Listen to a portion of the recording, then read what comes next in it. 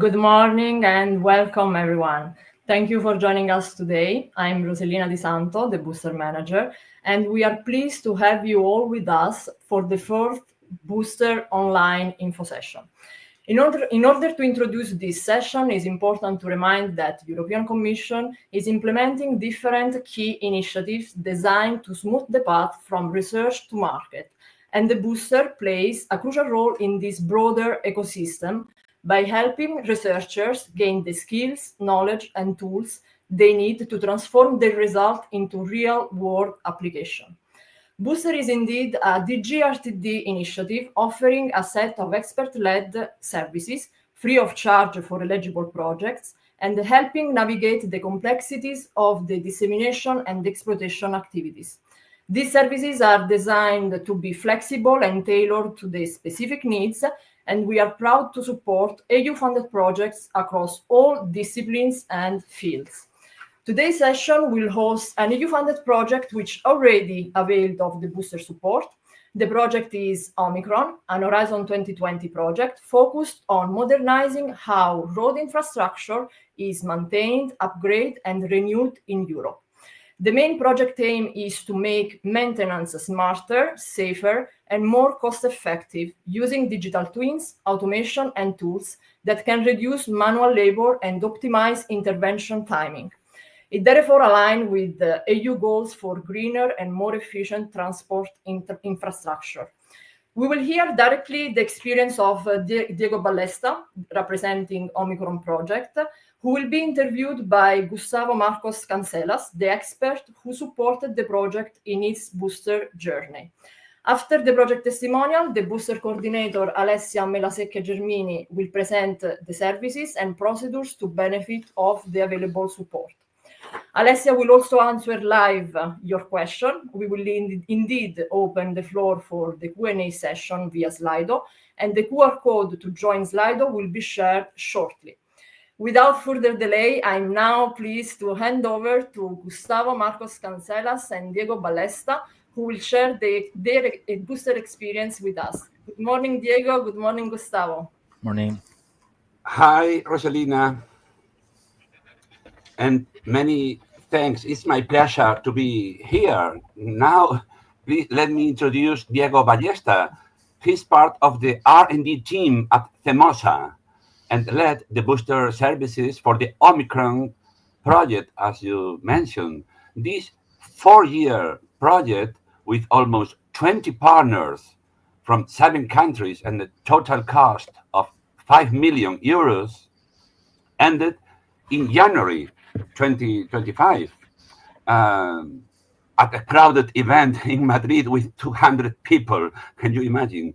Please, Diego, could you tell us about the Omicron project, please? Sure. Well, first, let me thank you for being here. It's a pleasure to be in the info days of the Horizon Research Booster. About Omicron project. Omicron is an European research and innovation project which is focused on a major challenge: how to keep road infrastructures, for instance, highways or bridges, safe as they grow older. Across Europe, much of our infrastructure was built decades ago, and traditional inspections are often slow, manual, and highly costly. As you said, Omicron brought together nearly 20 partners from 7 countries to modernize this process by combining robotics, sensors, and artificial intelligence. The goal was to make infrastructure maintenance safer, more efficient, and more sustainable. I see.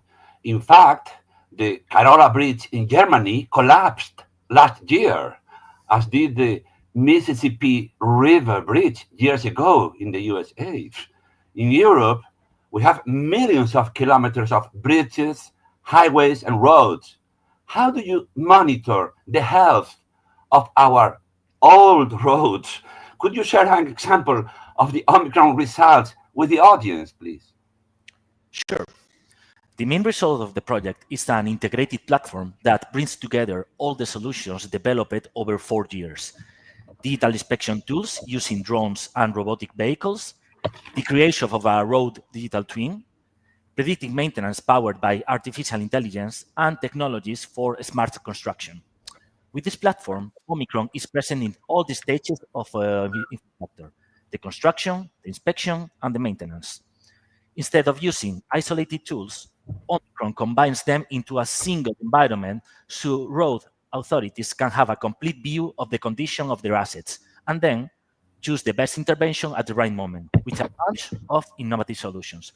But this is the project. If you ask me about an outcome of the project, we can talk about the Zenbox. Zenbox is a digital twin platform developed by Themosa, which is enriched by using know-how and the technologies coming from Omicron. Zenbox integrates static information, real-time data, inspection results, and predictive analysis into one intuitive interface. Okay, regarding Sandbox, how did you integrate the know-how generated by Omicron project in this tool? And is it already in the market? Well, let me first explain what a digital twin is. A digital twin is essentially a virtual replica of a real asset, such as a bridge or a road, that help us understand its condition and anticipate problems before they appear.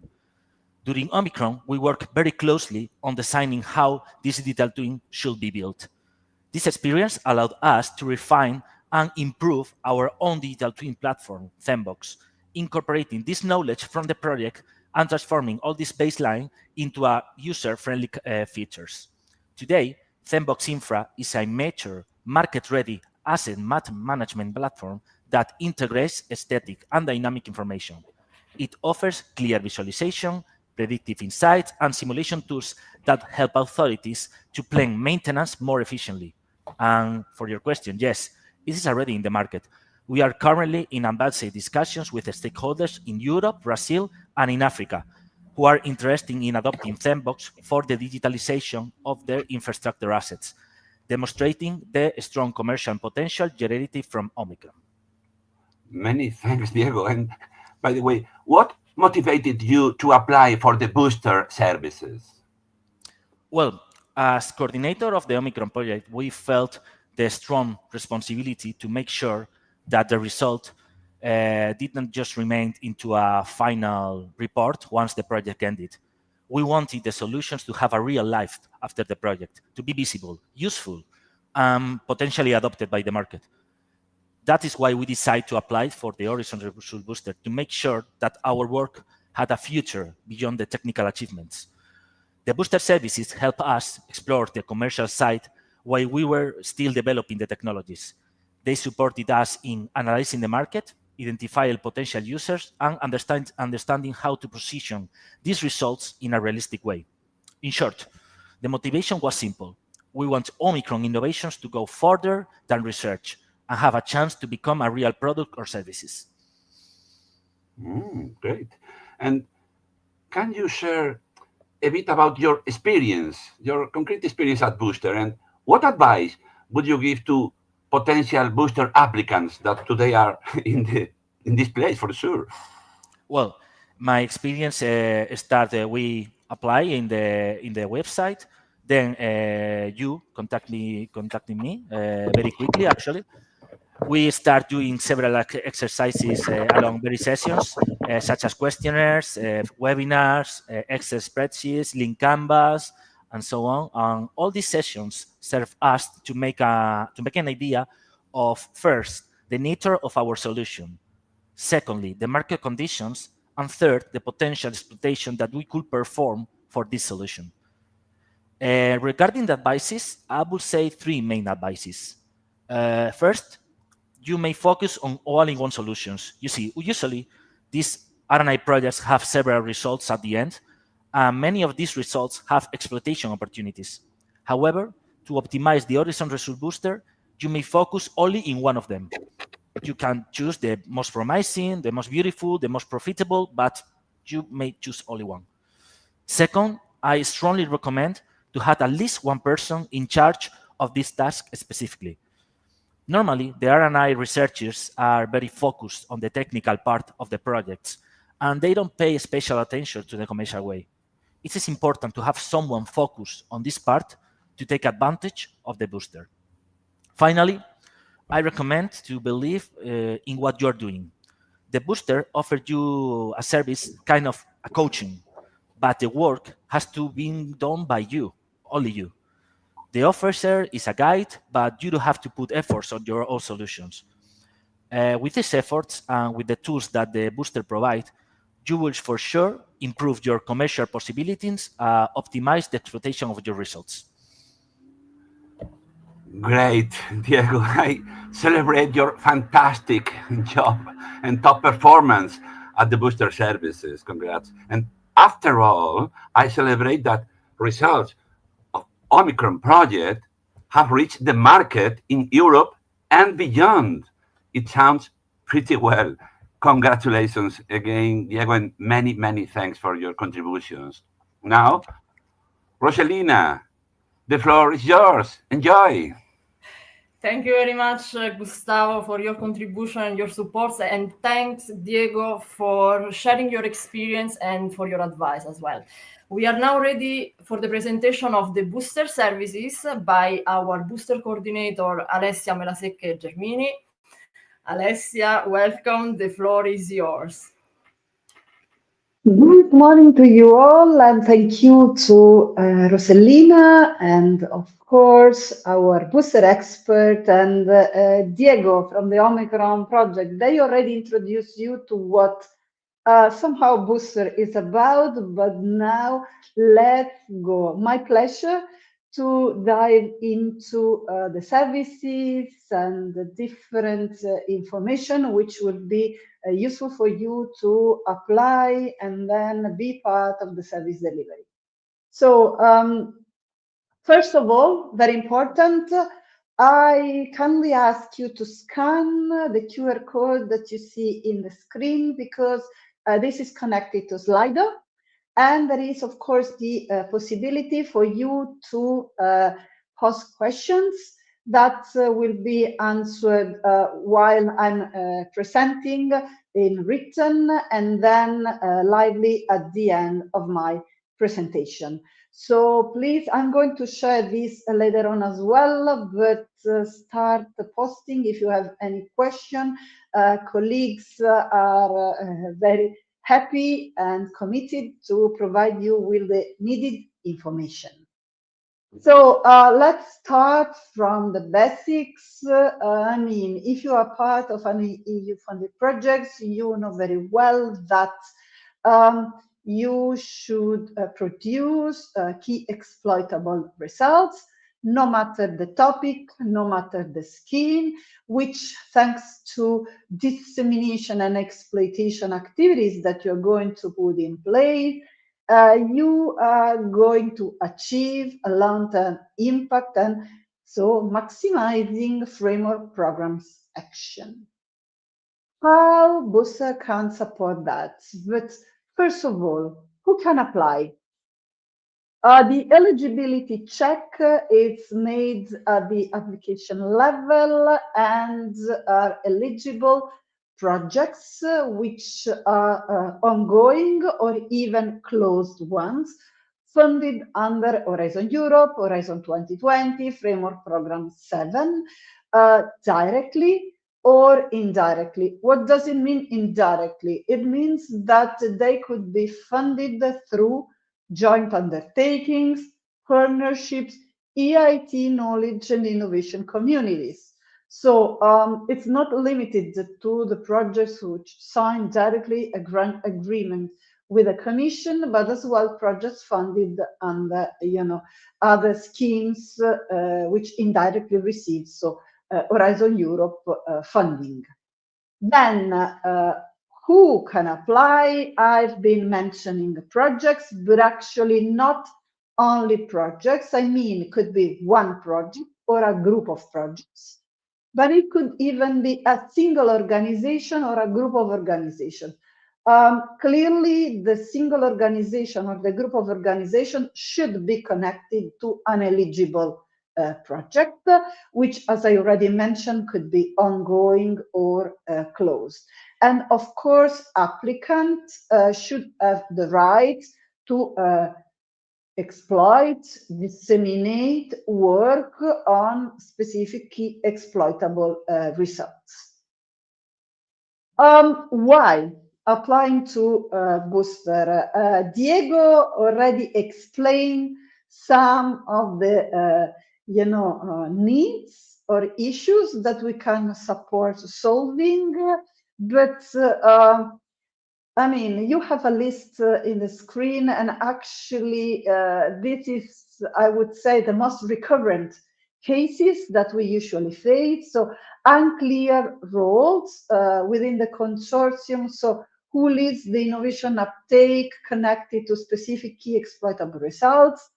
Ownership and IP issues. So, what happens beyond the consortium agreement, but starting from what you have already agreed in the consortium agreement, poorly defined or packaged research results. As Diego was mentioning, each project has several results, but this doesn't mean that all of them and separately, the one from the other, could become key exploitable results. Confusion over target groups, customers and users, partners, and how to identify them within your exploitation and dissemination path. Ineffective dissemination strategies. It's clear that while running and implementing an EU project, if you start from wrong basics, then what comes next could be affected by that. So let's start in the better way possible. The booster is completely funded the GRTD initiative, as Rossellina was mentioning already. So this means that all the services that the booster delivers to eligible applicants are free of charge. So this is why checking the eligibility is an important step, because this is going to affect the fact that all the services that will be delivered free of charge. And I'm already introducing, an additional information which usually is among the most frequently asked questions. If you have a project which is not eligible directly to benefit from booster services, actually, like Life Project, Erasmus Plus, just to mention a couple of schemes, actually, it's still possible for you to be part of the booster experience. How? Grouping with an eligible project which should act as applicant. But of course, you should have commonalities with that project. Booster is delivered as well as a support-driven learning experience. As Diego was already mentioning, the role of the appointed experts is as they act as facilitators. I mean, they can guide you and facilitate a process, but experts will never substitute you in your project's activities. And therefore, please do not expect that experts are going to prepare your deliverables or to take an active role in running your task. Another important element to be clear since the very beginning is that all the people which are involved in the booster initiative, starting from the experts, of course, all of us have signed a non-disclosure agreement, so we are binded to confidentiality, the same one that POs have at the Commission. Therefore, you can share the relevant information which are needed for the experts to be prepared for your specific case and to support you in the best way possible. Experts are going to support you and to share with you methodologies, approaches, and tools and exercise them with you. This is the learning part. You can exercise your key exploitable results with them and then transfer the know-how that you gain to the other results and even to other projects. In principle, each project or organizations which comes from an eligible project can benefit from all the list of services that Booster can offer, but only one. So in the slide, you have the services that we offer as Booster. We have two main core services: dissemination support and go-to-market, and then a list of add-on. But just start from the dissemination support. So in the case of the dissemination support, experts will be appointed to work with you on your dissemination plan, which means that they are going to check if all the relevant elements are there, and they will support you in target the right audiences, picking the right means and messages to target them, and then implement actions. I can as well mention that all the services foreseen a final report with all the steps which have been followed, all the tools, methodologies, and recommendations which have been used during the service delivery, plus additional recommendations and information. So dissemination support helps you to enhance your dissemination strategy, provides a tailored guidance to refine and upgrade your dissemination plan, customize audience engagement with clear identification of target audiences, channels, and messages, and then supports you as well on leverage on the opportunities offered by the Horizon Results platform to showcase your results. Go-to-market. The go-to-market is a very comprehensive type of service which could go from very first stages of development of the project life till the very end. Services within, modules within the go-to-market service are planned to be, increasingly complex, following your needs, from aligning on basic concepts connected to exploitation, if this is needed, to more vertical stages like business planning, access to non-EU funding, support to startup and spin-off.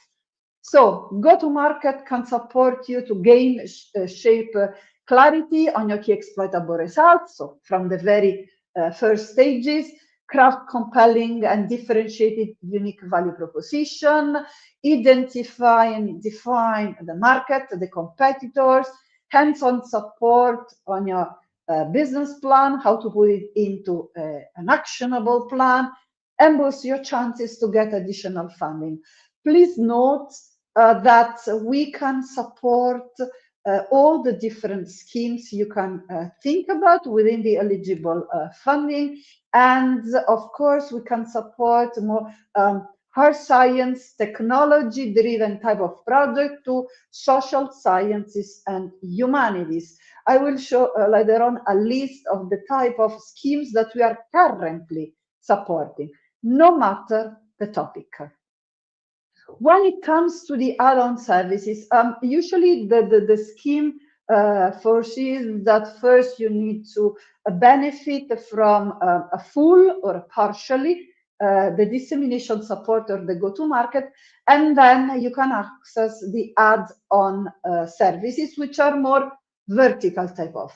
We have the networking, which helps you to extend your database of contacts in terms of organizations and stakeholders, which may be relevant to proceed in your achieving impact pathway.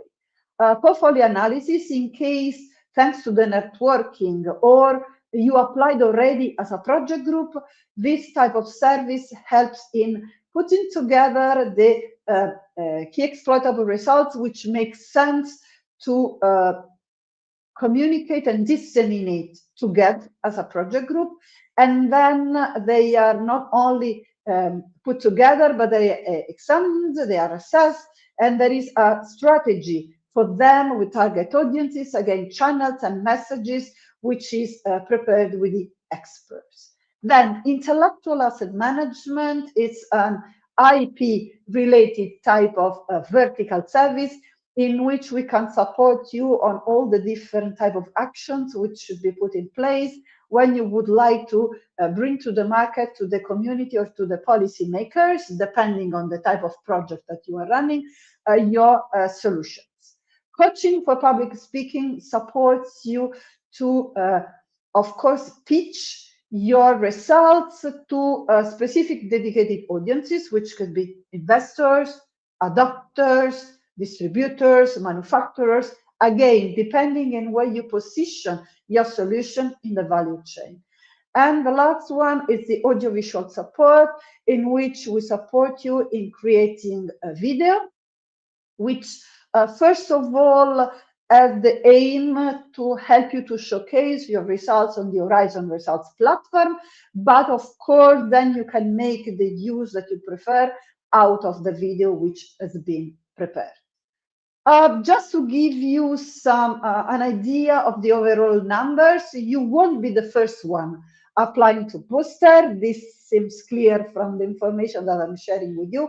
We have more than 250 experts involved, more than 2,200 projects already supported, and close to 4,000 services requested since Boosters launched.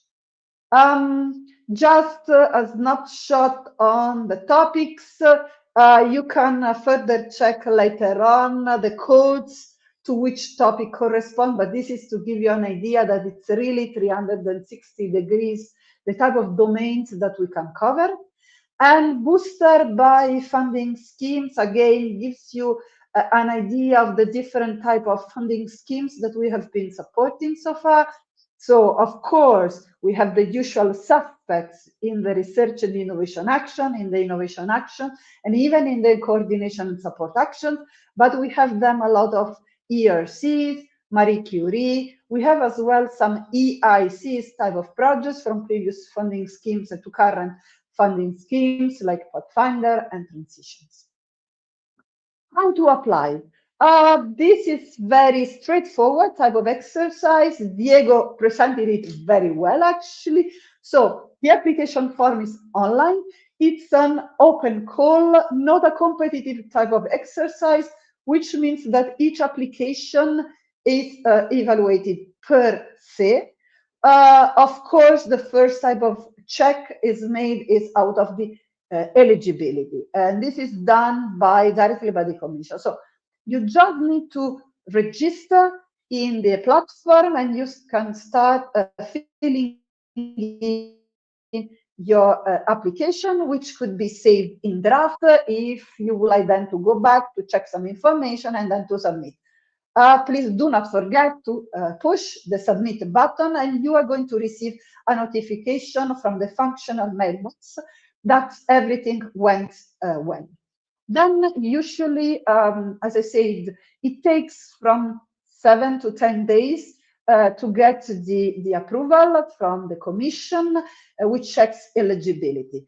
Then 7 to 10 days for us to appoint mentors, which will be following your booster journey aside the service delivery.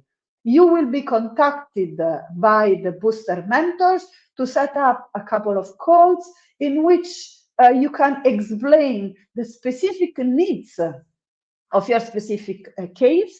I mean, needs, issues, desires that you have. And then mentors will explain you more in detail each service which could be delivered under booster, and you will agree on which could be the best fit for your specific case, alongside with the best timing for the services delivery.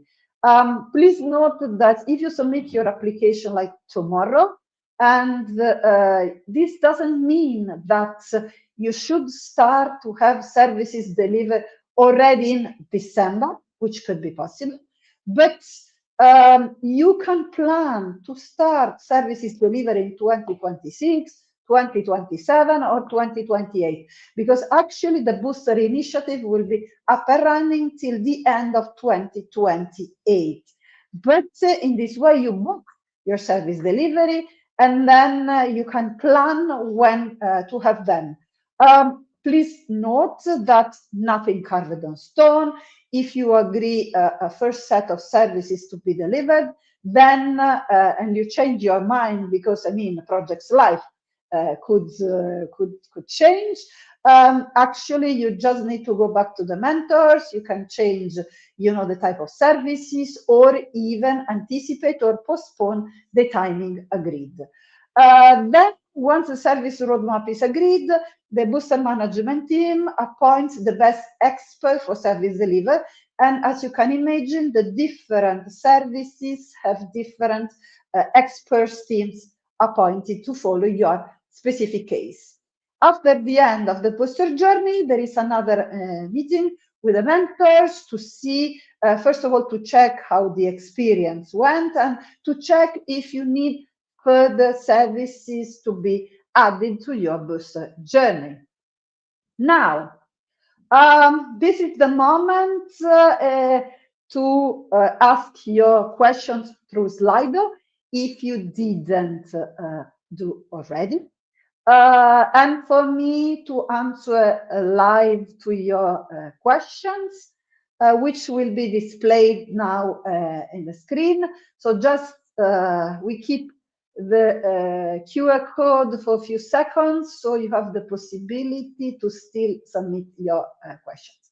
Okay, so when is a good time to apply for booster services? At what point in a project? At the end of each service delivery, we gather feedbacks on the experience. And one of the most recurrent feedback that we gathered is actually, if I knew earlier, I would have requested booster services since the very beginning of project's life. So there is, ideally, this is the answer. There is no right or wrong moment, but clearly, if you feel that having since the beginning an alignment guided by an external expert on what will be your exploitation path throughout the project's life, request the service as soon as possible. Then, as I mentioned, even if you go for the full path, you do not need to receive all the go-to-market modules or all the add-on one after the other. There could be one module, then you take your time to work on it, then another one, then another service. So this is customized. Booster has a structure which is, of course, predefined in a way, but because we have a certain type of services that we can offer, but it's customized in the content and in the delivery. So please consider that. So if you, just to give you a funnel information on that, if possible, I would request services already when we are approaching the very first consortium meeting. Next question, please.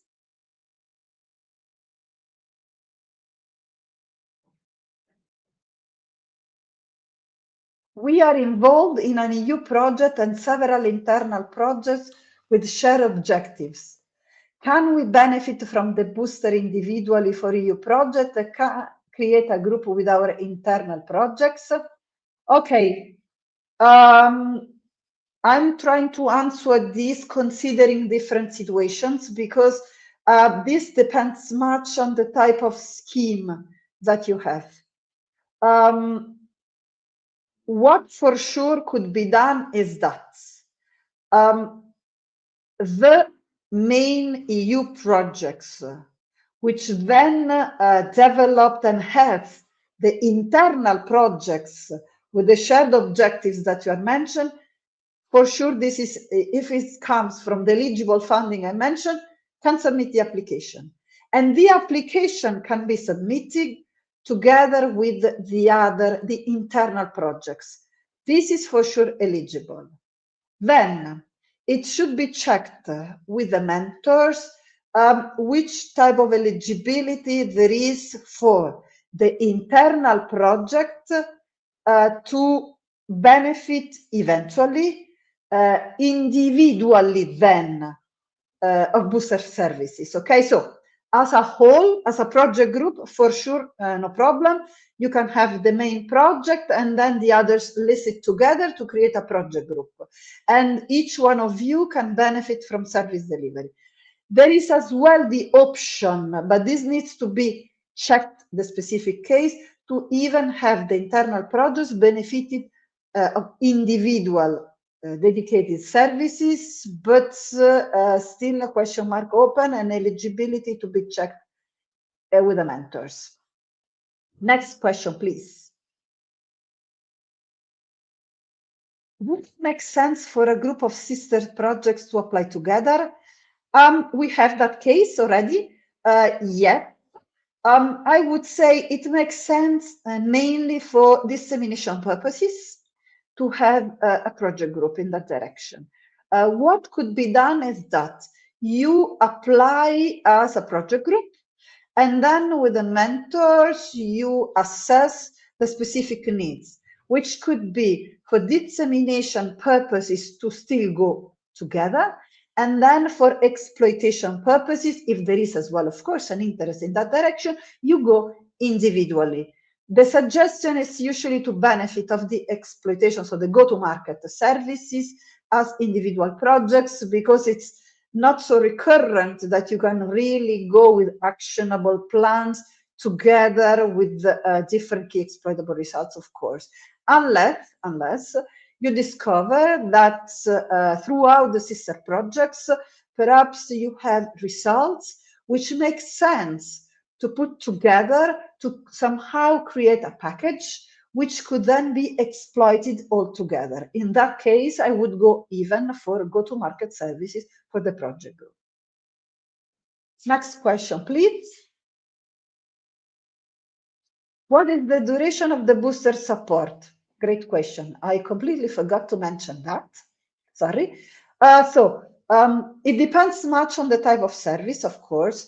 On average, I mean, what is at least from, you know, the basic setup is that the dissemination and the go-to-market should not last more than 6 months, but on average, it's 3-4 months.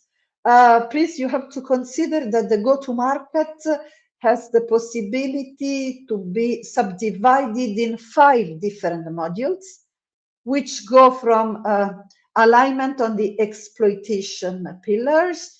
Then you have the assessment of the market definition and the value proposition. Then you have the characterization of the results, the exploitation roadmap, the risk assessment, among the others. And then you have the business plan, the commercialization plan, an introduction on innovation management and IP.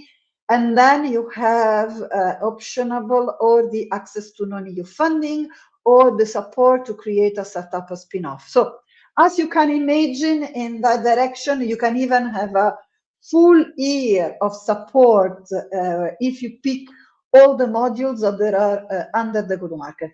You can even have different services or modules run in parallel.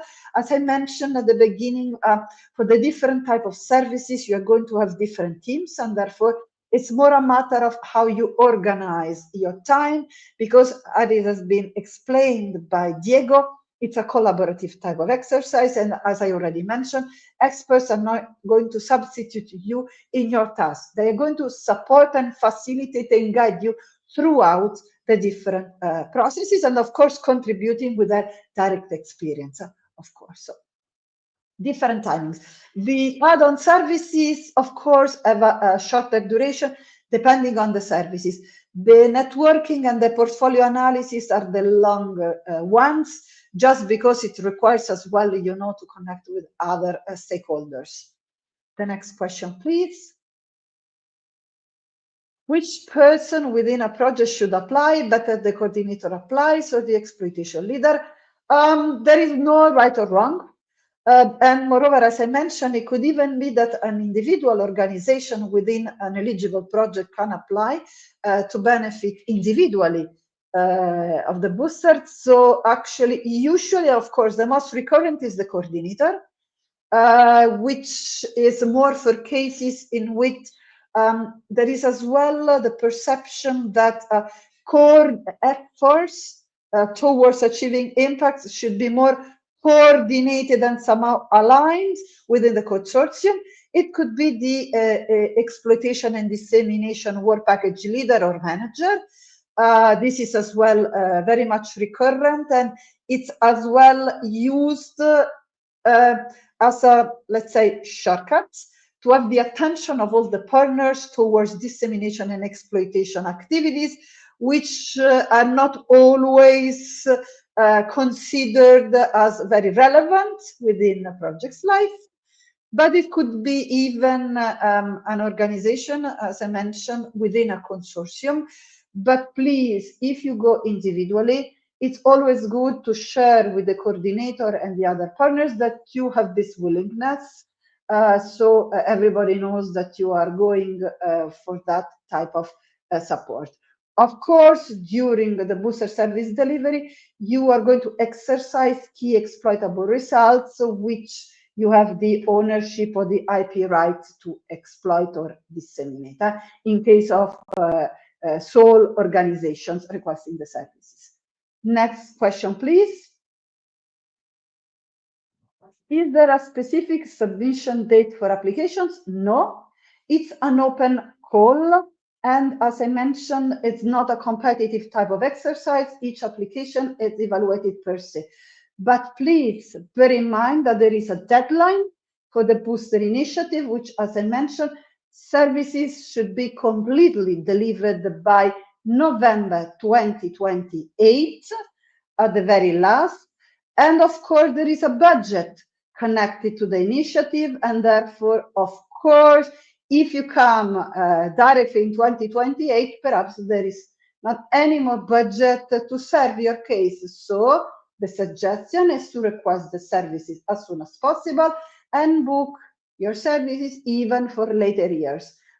Another important information in terms of application, you are eligible to receive booster services once you signed your grant agreement, or if indirectly funded, you signed, of course, the contract with, of course, your donor, which could be a partnership, joint undertaking, or EIT, knowledge and innovation community, and the starting date set for the project should already be passed. So if you sign the grant agreement, but the starting date of your project is 1st December 2025, please submit your application after the 1st December 2025. Otherwise, you won't be considered as eligible. And as I mentioned, closed project can submit applications, so are eligible as well as ongoing ones.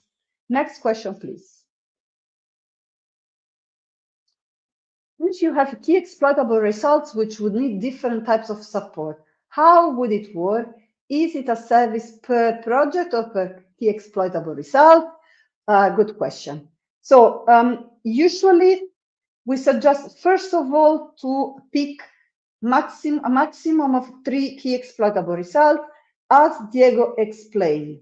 It's a collaborative type of exercise, and you need to, collaborate and to put effort and commitment during the service delivery, which of course is for the benefit of the project and for the benefit of them achieving an impact, but still requires time on your side. Therefore, we suggest a maximum of 3. There are exceptions, but 3 should be considered the maximum. Could be less, of course. As well, the suggestion when you pick 3 is to pick 3 different types of key exploitable results.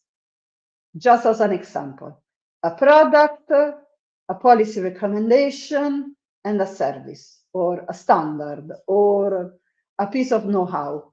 Why? because so you can exercise with the experts different ways of approaching the different type of key exploitable results. So it's per project, but as well per key exploitable results.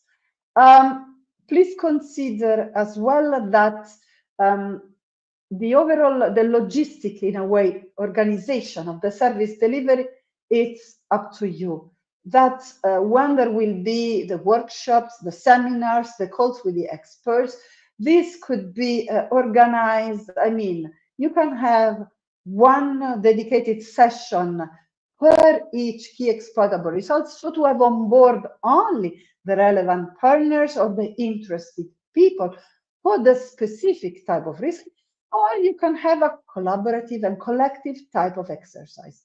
All the services are delivered through virtual meetings, remotely, and you will have a dedicated workspace created in the Booster platform where you can share safely information with the expert, and in principle, only the applicant and the experts can access that workspace. Then colleagues, partners, interested people, relevant people can be invited directly by the applicant to join the workspace, and then to be invited, of course, in the calls, the seminars, and the workshop with the experts.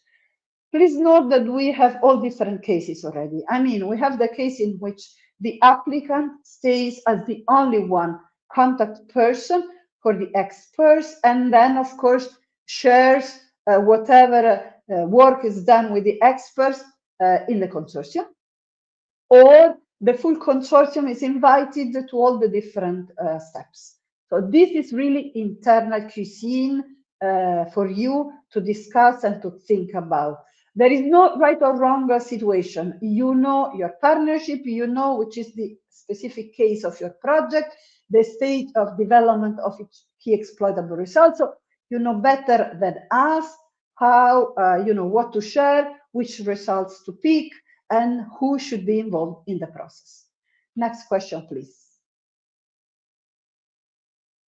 Can a project apply without expectations of generating revenues? Absolutely, yes. I mean, even if the jargon which is used is pretty much business related, I agree on that.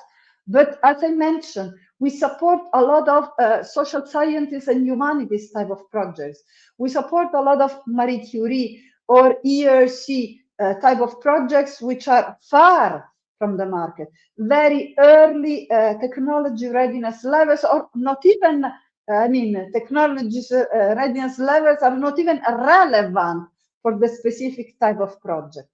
So no worries in this direction. I mean, here it's support for you to bring your results key exploitable in a sense that they should be adopted, they should be uptaken, they should be disseminated to the market, to the community, to the policymakers. So not only commercial type of results, but all the different type of results that your project is going to produce. Solutions which could be technology relevant or could be relevant to have a better informed policymaking. Okay? Next question, please. Our project just started and the TRL 1. Would you suggest we apply already or wait until we have more progress?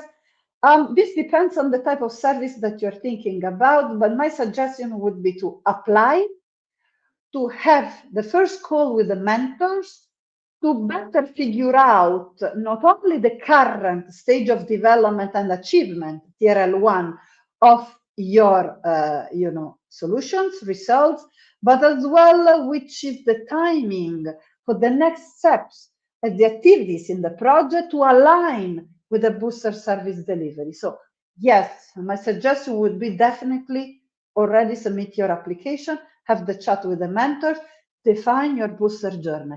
As I already mentioned, nothing carved on stone. You can change then your mind while you go on the type of services or modules core or add-on, and timing for delivery. Next question, please. In a consortium of 6 partners, only one partner is interested in exploitation. Is it possible with only one involved partner? Yes, of course it is. This was exactly what I was mentioning. We can have situations in which there is one organization, which is the one that then takes the leading role on exploiting what will be produced, achieved by the project.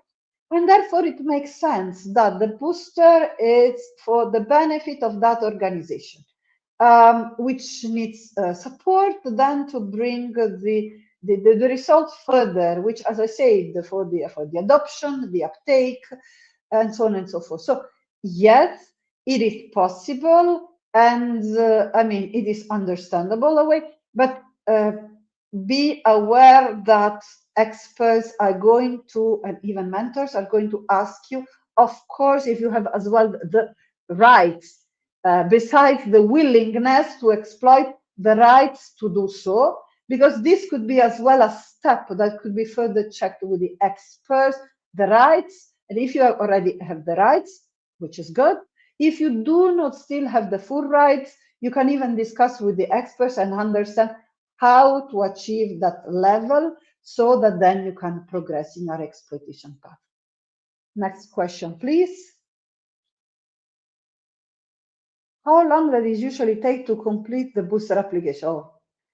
I think from 10 to 15 minutes. I mean, when we really request you very basic information. I mean, you just need to, of course, state who you are, which is the project, pick number of the organization, grant agreement ID number. When you are applying, you accessing the application form, you have 2 parallel paths possible. One path is for projects which have a grant agreement ID number, so the ones who sign directly the grant agreement with the Commission. Another path is for projects which have been funded by, indirectly, by partnership, joint undertakings, or EIT, knowledge and innovation communities. So you have 2 parallel paths. So first of all, you need to select the right path for your specific case. And then, as I said, a few information on the project. If you are applying as lead partner of a project group, you need, of course, to list which are the other projects mentioned in the grant agreement ID number. Of course, the other projects of the project group could even be funded in other schemes, even regional or national schemes, as I mentioned. If you are in principle not eligible, you can group with an eligible project, which should be the one submitting the application. And then you will be requested to upload the description of action part B, or an extract or a relevant document, which helps the experts to have a clear idea of what will be your go-to-market dissemination, communication type of path, so the impact part. So to then customize the service delivery for your specific case. And as well, this helps mentors to already have an idea of what could be the best booster services fitting your specific case. As I mentioned, everything is covered by confidentiality, so no worries. If for any reason you have a specific confidentiality form that you would like to have signed by the experts, this is as well possible, but when you will access the workspace for your specific project and service delivery, you will access there as well the curriculum of the experts involved, and as well the NDA that experts sign, so to have a look. Okay, so it's very straightforward, and then you submit. You cannot pick from scratch the type of services you would like to benefit from, because this is a discussion that you are going to have with the mentors. So you do not even have to take the effort in pre-deciding which are the services, because this is the core of a follow-up conversation with the mentors. If you come from an indirect funding, please, please, please help us, the Commission first, to assess your case in a rapid way. So please, there is a part for comments and notes. Please clearly state there which is the funding scheme you are coming from. EIT InnoEnergy, Prima Med joint undertaking. I mean, please explain there which is your funding scheme, because in this way you shorten the time that it's needed on our side to go around and try to figure out where your project is coming from. Okay? And this will clearly reduce the eventuality that your application is rejected, and then perhaps you have to resubmit it, you know? So please, please, please pay attention to that if you come from an indirect type of funding. Next question, please. Can we receive the booster services after the end of the project, let's say 6 months later? Yes, of course you can. And moreover, if you are close to the end, don't be scared by the fact that the project is coming to an end, because we can still support you. And if you have a real interest in bringing your results further, it's as well good, because perhaps you have even clearer ideas on what will happen next. So yes, of course, even closed projects can benefit from booster services. Next question, please. How much time should be spent on booster service? Is a full-time person needed? And for all, no, guys, not a full-time person needed. And I mean, for how long? I explained. It depends as well on how collaborative you manage to be, because this could be, you know, very fast delivery and interaction with the experts, or it could take longer. It depends as well on how many people on your side are involved and how many feedback you need internally. It's not full-time, and the time, of course, for the ongoing projects, the time that you devote to the booster exercise can be reported in your timesheet to the Commission. Because, of course, those are part of the achieving an impact efforts that the consortium is putting, of course, within the project life. It's not full-time, and it's for the time which is needed for the service delivery, which is more up to you and how collaborative and fast you manage to be in interacting with the experts. Next question. Can a project ask for a booster even if it already has a consulting company in the consortium? Yes, of course you can. As I mentioned, it's could be always interesting to have a third-party type of feedback and recommendation. Another good point is that usually even the consulting companies within the consortium struggle to gather the attention of all the other partners and to have the information that they need then to progress in their exploitation path. And therefore, it's a good moment even to have an alignment within the consortium, the booster service delivery. So take this opportunity, even if you have a consulting company within the consortium. Next question, please. Okay, so we are right to the end of the Q&A part. I take now the opportunity to share with you that we already plan to have a next booster info session on the 26th of March, same timing of the current one. You will find as well all the relevant video recording, and you will receive as well the links to this video recording and as well to the materials, the slides, which will be shared as soon as this session ends through email. And therefore, looking forward now to receive your applications. Here you have the possibility to subscribe for our booster newsletter. Here you have the functional mailbox. Please ask your questions in written. I mean, if you have doubts, do not hesitate.